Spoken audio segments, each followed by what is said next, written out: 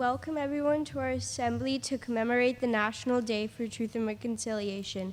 My name is Elia and I'm from 5RR and I'm happy to be one of your hosts today. Welcome and thank you for your respect during this important assembly. My name is Eric from 5HK and I'm proud to be your second host this afternoon.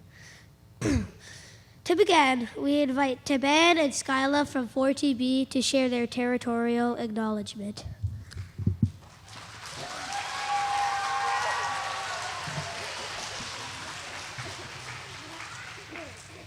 In 4TB, we learned the importance of territorial acknowledgements and what it means to be a guest on this land.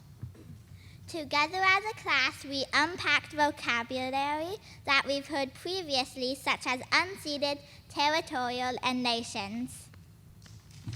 Then we worked in pairs to think about what this land means to us and wrote our own personal acknowledgements. Here's what we wrote. We acknowledge that we work, learn, and play on the unceded territory of the Coast Salish nations. We are blessed to live on this beautiful land. We will continue to respect the territory. We give gratitude to the Indigenous peoples. We, as WPGA students, have the responsibility to take care of the Musqueam land our school is on. Thank you, Ms. Burnside, for providing support and creating our own personal territorial acknowledgements. At this time, we would like to welcome Ms. Corcoran. The head of our junior school, to the podium.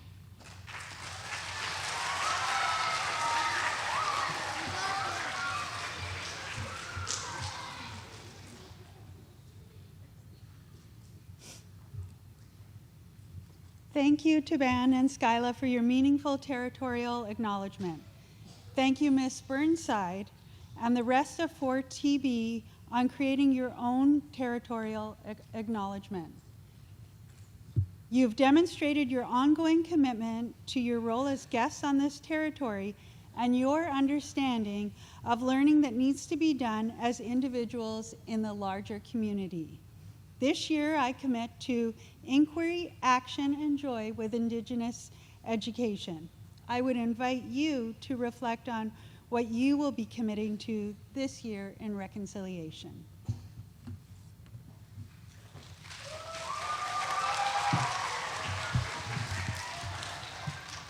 Thank you, Ms. Corcoran, for your meaningful opening remarks. We are so lucky here at school for so many reasons. To have a safe place to play and to do our work. It's always important to think about the people who came to this land long before us. We are so lucky to have a friend with us here at the school from the Musqueam community who started as a student here. I'd like to now pass the mic to Ms. Point, who teaches contemporary Indigenous studies at the senior school. She also works closely with our Indigenous coordinator and HealthSec member, Ms. Townrow, in the junior school on bridging Indigenous knowledge throughout the school.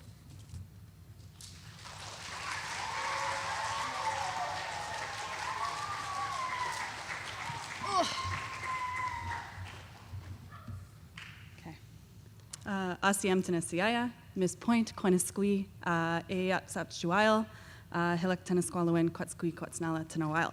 So, hello, friends, relatives. Ms. Point is my name.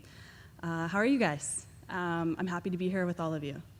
So, Orange Shirt Day started with the story of Phyllis Webstad, a residential school survivor who had the courage to share her story in the hope that it would encourage healing for other survivors and intergenerational survivors who have all been impacted by the legacy of the Indian residential school system.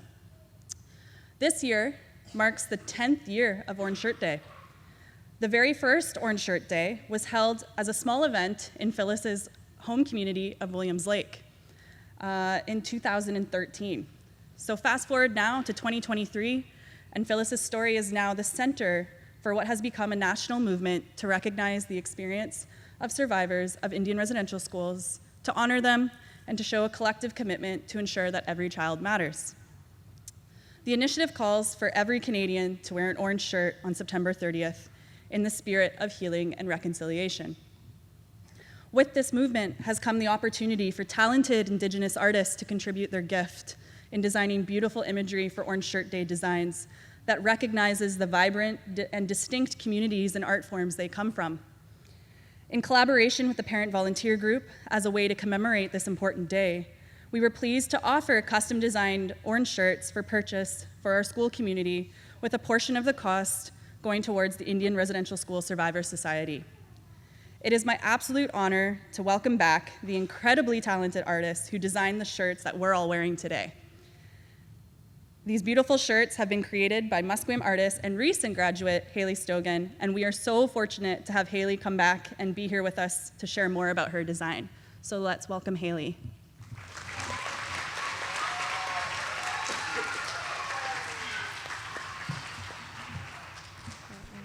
So, it's up a while. Haley Stogan, Tanasqueeze, Tinit Musqueam.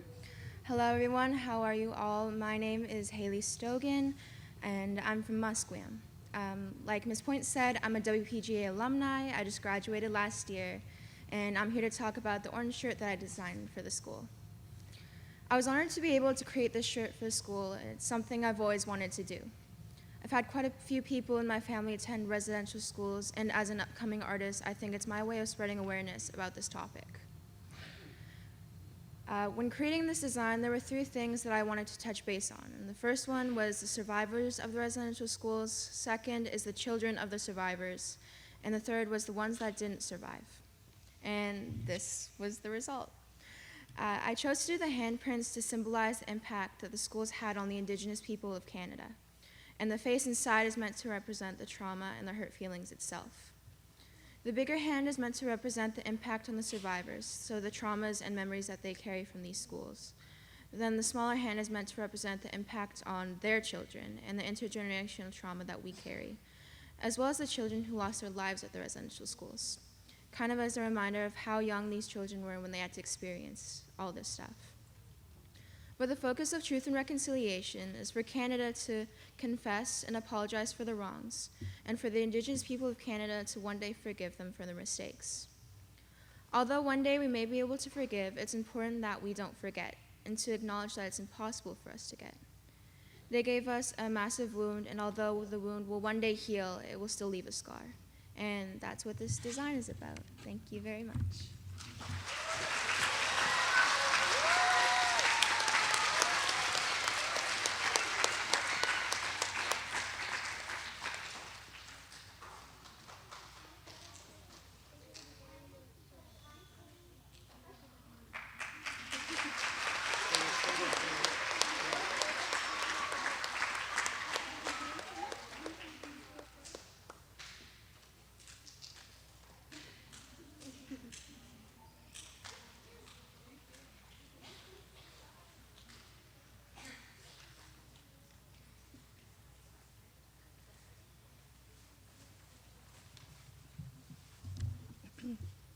Hello, my name is Brittany Towner, and I am the Indigenous Education Coordinator at the Junior School. We are truly grateful for Haley's beautiful work and dedication to making a difference. Her work is a testament to the power of art in bringing people together and creating change. Thank you, Haley Stogan, for your amazing work and reminding us all that every child matters. Today, I want to talk to you about an important concept of truth and reconciliation. It is a big term, but it's really just about people coming together and making things right. The Celtic term for reconciliation stands for turning things around and making them right. This is a powerful thing to reflect on as a community. When people in a community have a disagreement or a conflict, it can be hard to know how to fix them. But by talking honestly about what happened and working together to find a solution, we can help each other and we can build a stronger, more vibrant community where everyone feels valued and respected. As a proud Squamish member, Brad Baker once asked, "Now that you have this knowledge, what will you do with it?" It's an important question for all of us to think about. When we learn something new, we have the power to use that knowledge to make a positive difference in the world around us. So let's work together to build a community where truth and reconciliation are at the heart of everything we do. Remember that each of you have the power to make a difference in this world. I wanted to share with you a story about how our U13 Black Wolves came to honor Truth and Reconciliation Week. It all started last year, just a few days before National Day of Truth and Reconciliation. Our team was scheduled to play against the St. George School, and the PE athletic department was trying to come up with a way to honor the week. They considered t-shirts and wristbands, but they didn't feel that was significant enough. That's when they had the idea of orange socks. Their challenge was finding 24 orange socks in just 48 hours. Fortunately, a local uniform distributor had exactly what they needed. And with that, their journey began. They wanted to do something more meaningful to honor Truth and Reconciliation. And that's when Mr. Wong reached out to me, and we started working on building a jersey to honor Truth and Reconciliation. Being a skating coach for over 10 years, this project was near to my heart. Now we can see the Wolves' Truth and Reconciliation logo on our orange jerseys. We hope that this logo and jersey provided you with a sense of meaning and a story that we can all share and celebrate as WPGA community. I want to take a moment to acknowledge and thank our WPGA student, artist, and Musqueam member, Summer Cannell, who created this amazing logo. We couldn't have done it without the exceptional support of the leadership team, Mr. Anthony, Ms. Corcoran, and Mr. Parker. Thank you all for being part of this project and for honoring Truth and Reconciliation with us. Please give a big welcome to the mic, Summer Cannell.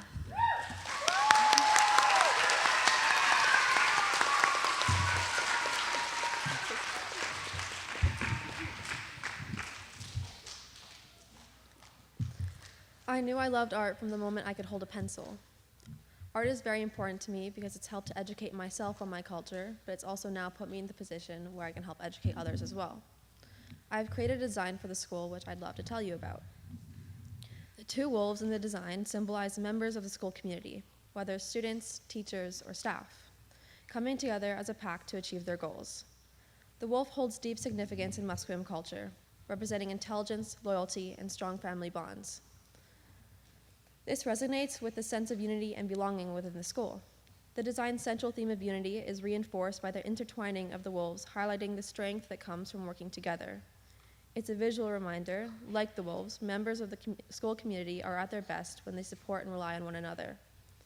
The design is displayed on an orange background, which stands for Truth and Reconciliation. The purpose of September 30th, the National Day for Truth and Reconciliation, is to recognize the families, communities, and never returned home children, as well as the survivors of residential schools.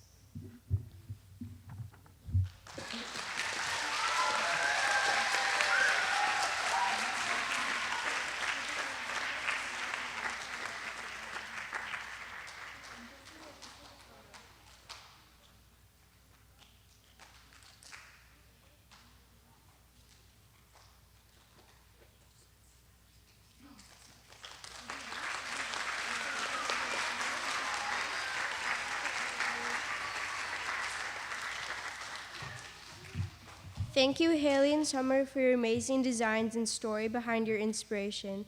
Now we would like to share our very own JK students talking about Truth and Reconciliation.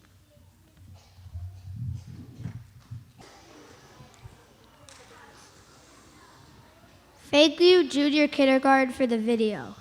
There are many lessons we could take from this in our own lives. As we near the end of our assembly today, we hope that the lessons from today will inspire you all to have further conversations with your friends, families, and loved ones about the important role we all have to play in establishing truth and reconciliation in Canada. When Canada set out to push for truth and reconciliation between Indigenous and non-Indigenous people, they created a team to find out the truth about residential schools in the country. A member of that team, Justice Murray Sinclair, has laid out our role in a powerful quote. He said, "We have described for you a mountain. We have shown you a path to the top.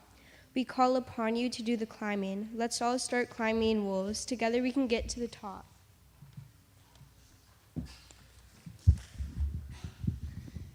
To learn more about we as a community can get involved, please welcome our head of school, Mr. Anthony to the podium.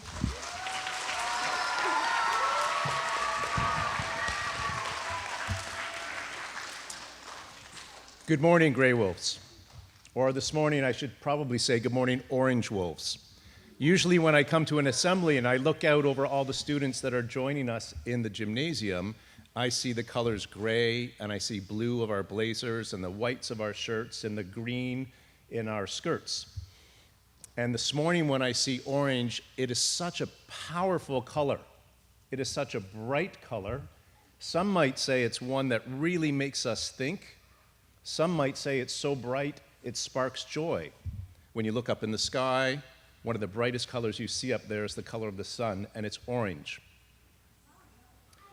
When I think of the terms truth and reconciliation, knowing about something and then doing something about it, it makes me think of our school's mission statement to shape lives of inquiry and action and joy. To know something about it, to be thinking about it, and then to do something about it. I'm not much of an artist. I certainly couldn't have designed these beautiful shirts or the logo like Summer and Haley did, but I'm interested in art, and I went to see Miss Unger a couple of years ago in the art class, and I asked her some questions about what happens when you combine colors. I said, what if you take red and blue and you combine it together? And she said, you'll probably make the color purple. And then I was really curious about the colors of West Point Gray Academy. So I mixed some gray together, and I mixed some blue from our blazers, and I mixed some green from the campus green grass and the trees. And I mixed it, and I mixed it, and I mixed it, and then she came over, and she had a small container of magic art dust that she keeps in a special filing cabinet, and she poured it in the mixture with me, and when I mixed it all up, it made the beautiful color orange.